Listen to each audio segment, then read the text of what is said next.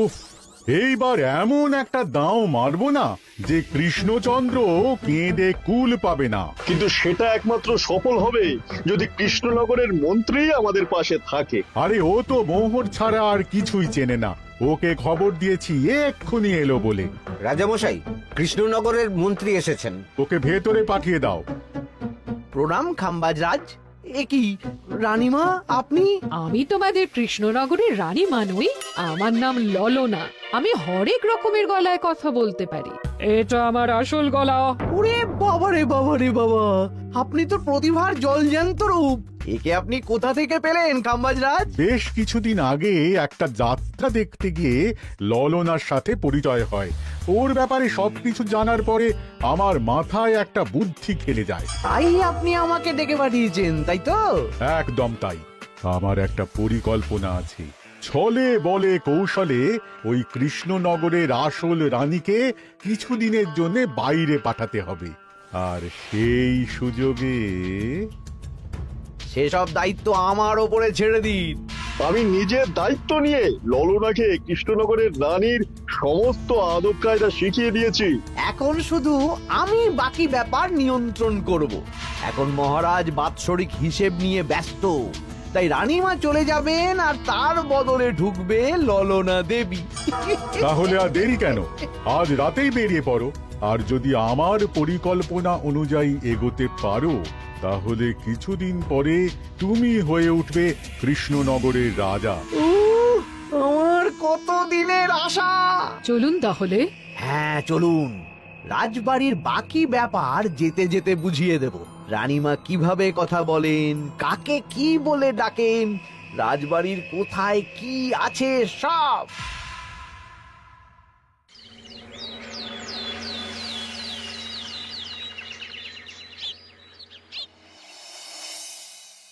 কি গো গিন্নি, জ্বরটা নেমেছে?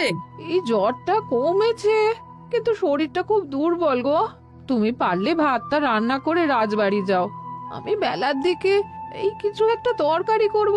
না না গিন্নি, তোমাকে এই শরীরে রান্না করতে হবে না। আমি তরকারির সবজি কুটে রাখছি। হ্যাঁ, ওই পুটির মাকে বলে রাখবো, ও এসে রান্না করে দেবে। তাহলে তো ভালোই হয়। জ্বরে একেবারে শরীরটা দুর্বল করে দিয়েছে গো। হ্যাঁ, তুমি বিশ্রাম নাও গিন্নি, আমি রান্নাঘরে যাই। কি গোপাল আজকে এখনো এলো না? ও কোনোদিন সময় এসেছে মহারাজ? ওকে তাড়িয়ে আপনি একটা কাককে রাজসভায় রাখলেও সে সময়ে আসবে। আসলে গোপালের গিন্নির খুব জ্বর, আমি দেখে এসেছি।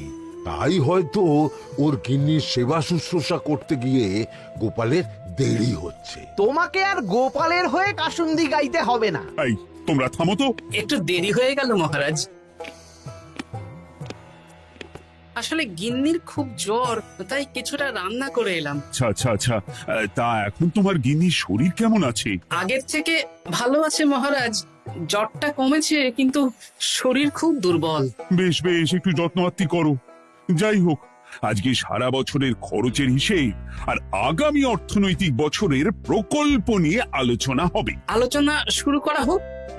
বিগত অর্থনৈতিক বছরে বিভিন্ন খাতে মোট খরচ হয়েছে 15,700 মোহর, আর বিভিন্ন কর বাবদ উপার্জন হয়েছে 22,000 মোহর। তাহলে তো মহারাজ ভালোই লাভ হয়েছে। এবার আমাদের দিকে একটু নয়ন মেলে তাকালেই হয়। সেসব তো দেখবই, কিন্তু তার আগে আমি মন্ত্রীর সাথে বিগত বছরের সব খরচ নিয়ে হিসেবে বসবো। হ্যাঁ, বেশিরভাগ দায়িত্ব তো মন্ত্রীমশাইয়ের কাঁধেই থাকে, তাই উনি কোনো হিসেবে জল দিয়েছেন কিনা সেটাও পরখ করে নেওয়া যাবে।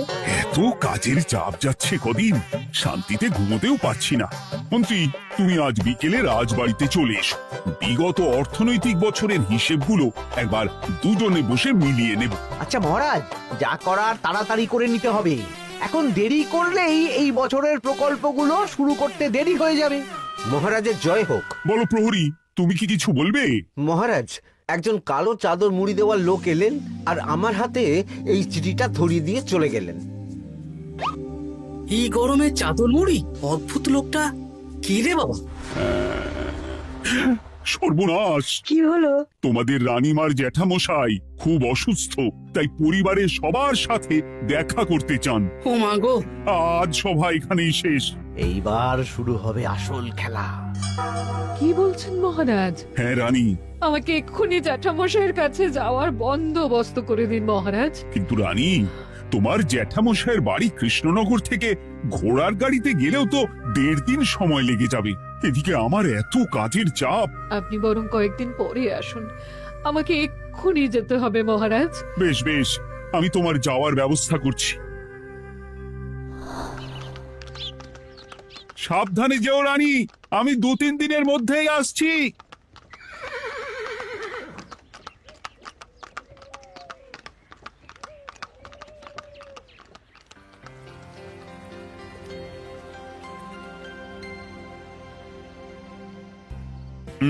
মন্ত্রী, বিগত অর্থনৈতিক বছরে আমাদের পাঠশালার উন্নতির জন্য কত খরচ করা হয়েছিল একটু দেখো তো। সব মিলিয়ে মোট 150 মোহর মহারাজ। কিন্তু আমার এখানে তো 170 মোহর দেখাচ্ছে। 170 মোহর? তা কি করে হয়? একই রানীমা, আপনি ঘোড়ার গাড়ি করে গেলেন আর হেঁটে চলে এলেন? সে আমার ব্যক্তিগত ব্যাপার, তুমি তোমার কাজ করো।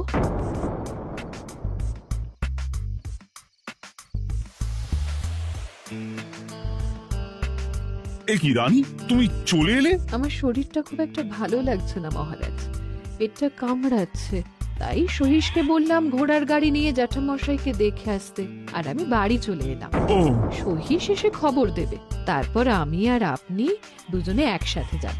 বেশ বেশ, ঠিক আছে রানী, তুমি বিশ্রাম নাও। বিশ্রাম না, আমি একটু স্নান ঘরে যাব, পেটটা কেমন মোচড় দিচ্ছে। মহারাজ কিছুই বুঝতে পারেনি, মজা জমবে।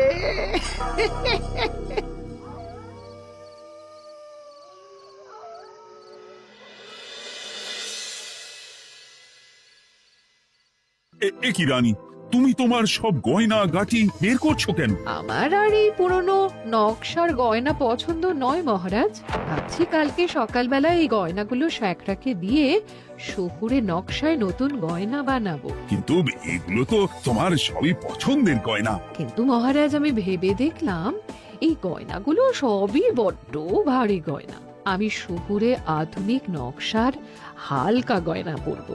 এমনিতে জ্যাঠামশাইয়ের শরীরটা ভালো নেই, মনটাও ভালো নেই, ও, পেটটা কেমন মোচড় দিচ্ছে, আমি আরেকবার স্নান ঘরে যাব।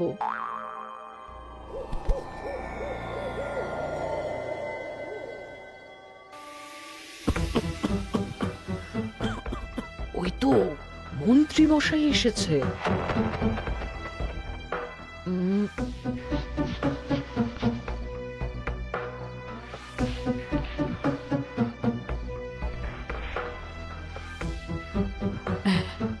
এই রাজ্যে গোপাল আমার শত্রু, কালকে থেকে গোপালকে খাটাবে।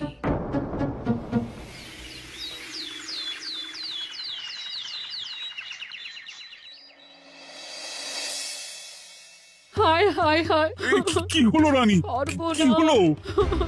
গতকাল রাতে আমার সমস্ত গয়না চুরি হয়ে গেছে। হ্যাঁ? বলো কি? প্রহরী, বলুন মহারাজ। গতকাল রাতে রানীর সব গয়না চুরি হয়ে গেছে। তুমি আরেকজনকে নিয়ে এক্ষুনি খোঁজ করা শুরু করো। যথাজ্ঞা মহারাজ।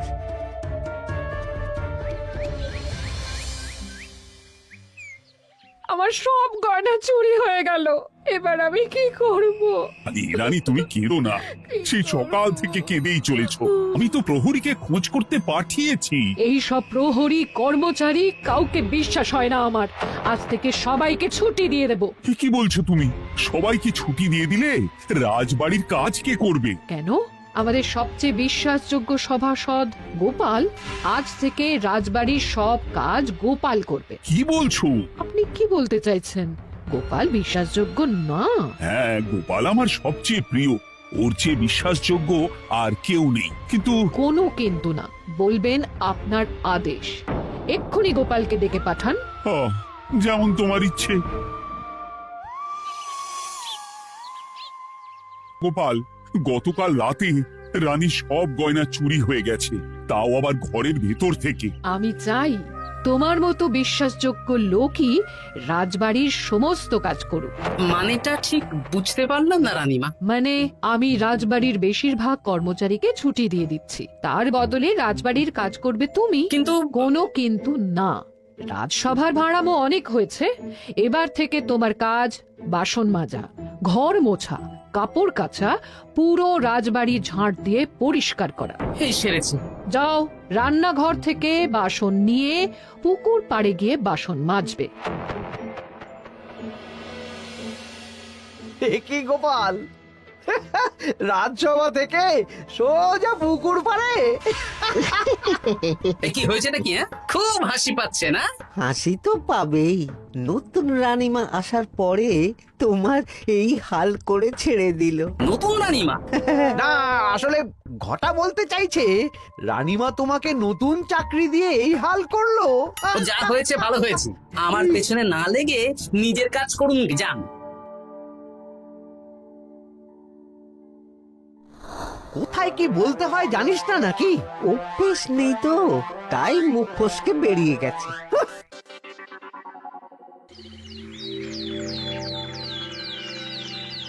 রাজ্যে চোরের উপদ্রব বেড়ে গেছে, তাই আমরা কিভাবে চোরের উপদ্রব কমানো যায় সেই নিয়ে আজকে একটা আলোচনা করব। কিন্তু মহারাজ, রাজসভায় এখনো তো সবাই আসেনি। এই তো এসে গেছি। ওই রাজবাড়ির জামা কাপড় কাচ্ছিলাম। এ কি, গোপাল এখন রাজবাড়ির জামা কাপড় কাচে? হ্যাঁ, সেসব করতে গিয়ে আমার নিজের জামা কাপড়ই ভিজে গেল, তাই বদলে এলাম। মহারাজ, রানীমা ঘোড়ার গাড়ি করে এসেছেন। মানেটা কি? রানী তো রাজবাড়িতেই আছে। হে কি মহারাজ, আমি প্রহরীদের কাছে শুনলাম আমার মতন দেখতে কেউ রাজবাড়িতে উড়ে এসে জুড়ে বসেছে। মানে তুমি তো আগেই চলে এলে। কি কাণ্ড! এই কে? শুনলাম আমার মতন দেখতে কেউ এসেছে। ও আচ্ছা, আপনি।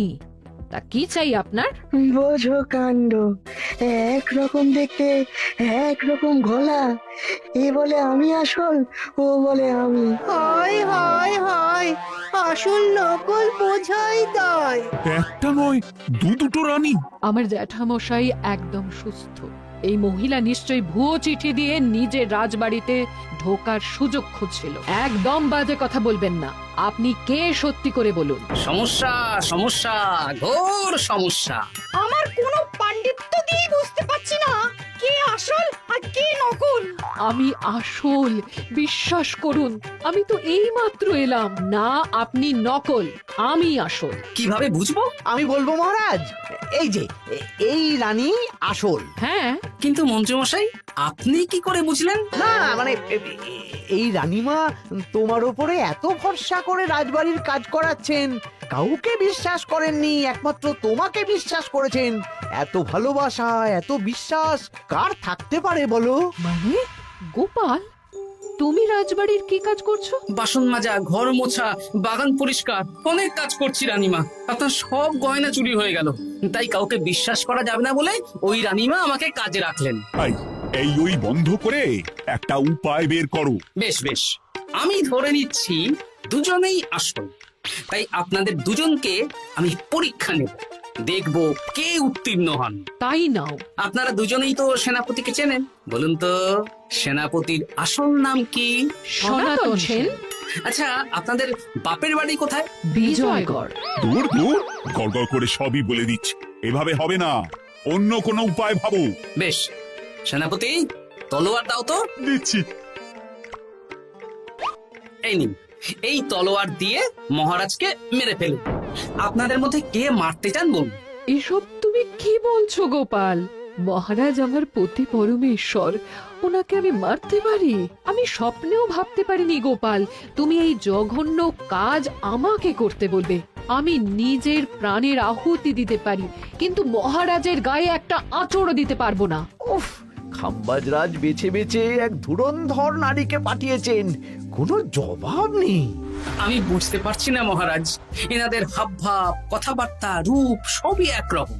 তবে যিনি ঘোড়ার গাড়ি চেপে এখন ফিরলেন, তিনি আসল হলেও হতে পারেন।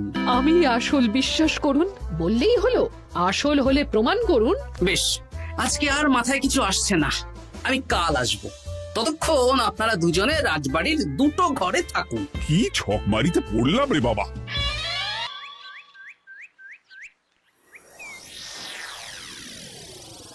ললনা একদম তৈরি হয়ে এসেছে। দারুণ মজা হচ্ছে বলুন। এবার শুধু একবার আসল রানীকে সরিয়ে ললনা যদি রানী হয়ে যায়, তাহলে রানীর গয়নার মতন সব আমার হাতে চলে আসবে। তারপর কি হবে? তারপর ধীরে ধীরে মহারাজকেও কায়দা করে সরিয়ে দেব, আর খাম্বাজ রাজ আর আমি এই দুজনে মিলে এই রাজ্য চালাবো। কি বুদ্ধি আপনার মাথায়।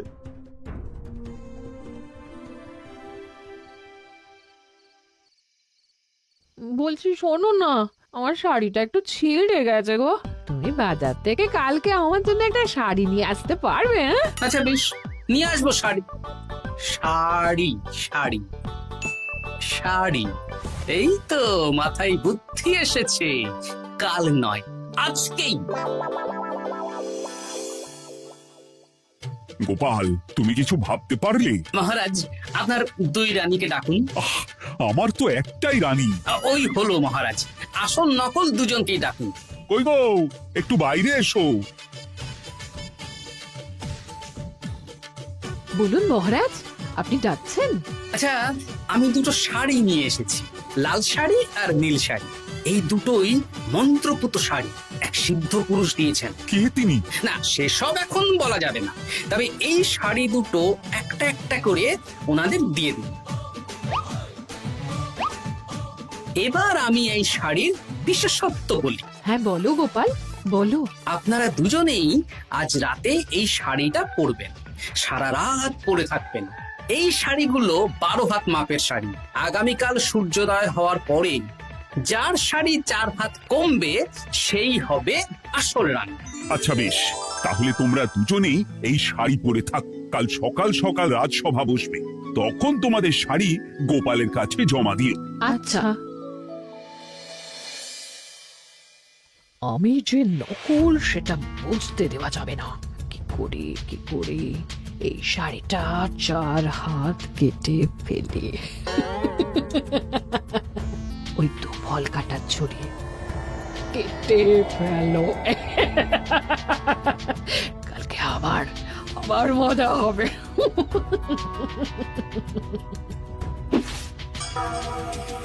হে ঠাকুর, রক্ষা করো ঠাকুর, আমার শাড়িটা যেন 4 হাত কমে যায়। ঠাকুর রক্ষা করো।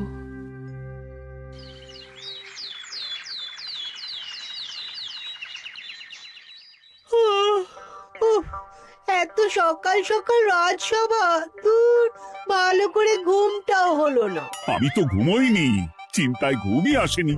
কই গো, তোমরা এসো। এই নিন আমার শাড়ি, এবার মেপে দেখুন এটা 4 হাত কমে গেছে। এই দেখুন মহারাজ, বিশ্বাস করুন আমি আসল, কিন্তু এই শাড়িটা সারা রাত পরে থাকা সত্ত্বেও 4 হাত তো দূর, 4 আঙুলও কমেনি। লাল শাড়িটাই ছোট মনে হচ্ছে। তাহলে তুমি আসল? উফ, বাবা, বাঁচা গেল। আয়, কে আছো?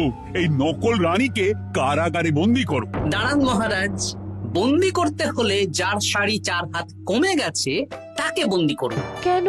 আমার শাড়ি তো 4 হাত কমে গেছে। শর্ত অনুযায়ী যে আসল তার শাড়ি তো 4 হাত কমবে না, আপনি ধরা পড়ে গেছেন নতুন রানীমা। এগুলো কোনো মন্ত্রপুত শাড়ি নয়, এগুলো আমার পরিকল্পনার প্যাচ। আপনি নিশ্চয়ই নিজেকে আসল প্রমাণ করার জন্য শাড়িটা কেটেছেন। না মানে, না না না, তাহলে কমলো কি করে? না মানে হয়ে গেল। সত্যি গোপাল, তোমার বুদ্ধির জবাব নেই। গোপাল, তুমি আমাকে বাঁচালে। এই যে নতুন রানীমা, চুপ করে কেন? ওকে আমি কারাগারে গিয়ে বেত মারছি, তাহলেই সব বলবে। বল, কে তুই বল। আসলে মানে আমার নাম ললনা, আমি যাত্রাপালা করি, অনেক রকম গলায় কথা বলতে পারি। কদিন আগে খাম্বাজ রাজ আর এই মন্ত্রী মশাই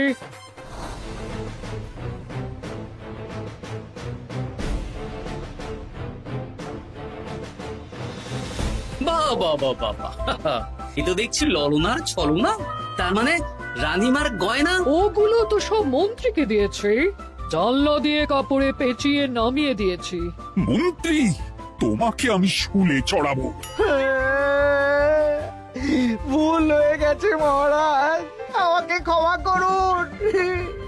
প্রাণে মারবেন না, সব গয়না ফেরত দিয়ে দেবো মহারাজ। তুমি শত্রু রাজ্যের প্ররোচনায় এত বড় ক্ষতি করতে চেয়েছিলে? ক্ষমা করুন মহারাজ, ক্ষমা করুন। সেনাপতি, মন্ত্রীকে 1000 বার বেত্রাঘাত করো। আর এই ললনার কি হবে? আমি অনেক দিন ধরে বাড়িতে একটা কাজ করার লোক খুঁজছি, ওনাকেই পাঠিয়ে দিন। আমার গিন্নি শুয়ে বসে থাকবে আর উনি খাটবেন। নয়, হ্যাঁ, ললনার ছলনা ভেস্তে গেল।